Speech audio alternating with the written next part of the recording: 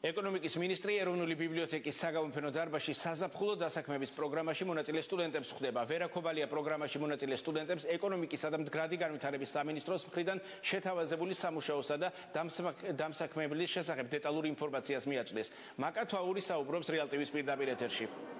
ერთ საათზე მეტია ეკონომიკის და მდგრადი განვითარების მინისტრი სტუდენტებს ეკონომიკურ სფეროში არსებულ ვაკანსიებს აცნობს. სტუდენტური დასაქმების პროგრამის ფარგლებში ეკონომიკის სამინისტრო 1500-ზე მეტ სტუდენტს დაასაქმებს. სტუდენტები ერთვის მანძილზე ისეთ ობიექტებზე იმუშავებენ, როგორიც არის საქართველოს კლინიკა და საქართველოს პოსტა, საკნავიგაცია, სახელმწიფო საწარმოები, მუნიციპალიტეტები და სამშენებლო კომპანიებია.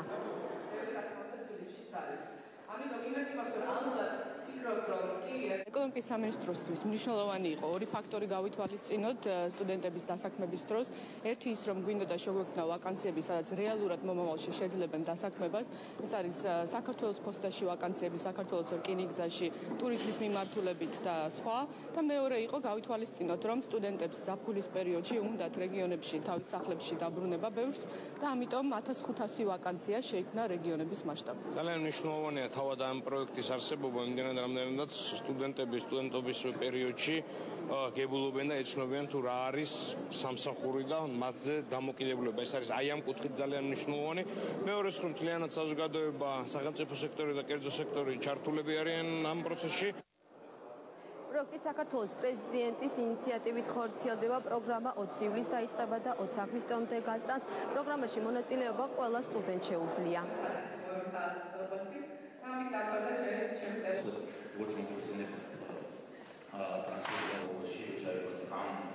ვიღებ მონაწილეობას სახელმწიფოს მიერ ინიციირებულ პროექტში Summer Job.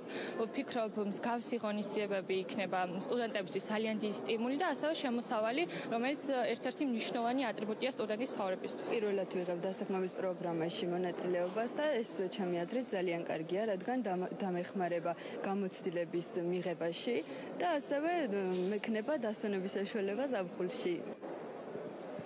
პროექტის ფარგლებში სულ 25000 სტუდენტი დასაქმდება, მათი შემოსავალი 500 ლარი იქნება. პროექტში ჩართული როგორც კერძო სექტორი, ასევე სახელმწიფო სექტორი და როგორც ცნობილია 25000 სტუდენტიდან 10000 თბილისის მერია დაასაქმებს.